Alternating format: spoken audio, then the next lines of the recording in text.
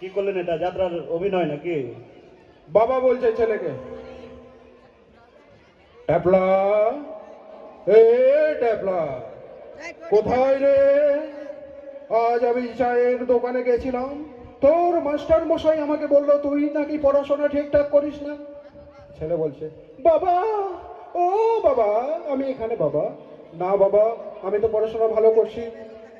বাবা বলছে, ট্যাপলা, আমি ভেবেছিলাম তুই বড় হয়ে আমার মুখ উজ্জ্বল করবি, আমার মাথা উঁচু করবি, তো তুই তো আমাকে একেবারে পথে নামিয়ে দিবি রে।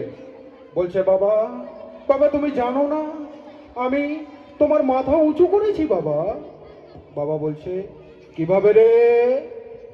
ছেলে বলছে, বাবা, ঠিক দুপুর বেলায় আপনি যখন খাওয়া দাওয়া সেরে দুপুর বেলায় যখন আপনি ঘুমাচ্ছিলেন, ঠিক সেই সময় আমি চুপি চুপি যেয়ে তোমার মাথার নিচে 3টা বালিশ ভরে তোমার মাথা উঁচু করে দিয়েছি বাবা।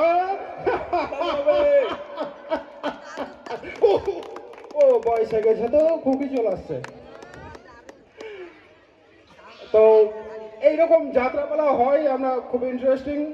এরপর আমরা দেখে নেব নাচ, পুতুল নাচ। ছোটবেলায় কত পুতুল নিয়ে খেললাম, আজকে সেই পুতুল স্টেজে নাকি নাচ করবে। কি যুগ আসলো, হ্যাঁ, পুতুল নাচ করবে। পুতুল নাচের নৃত্যশিল্পী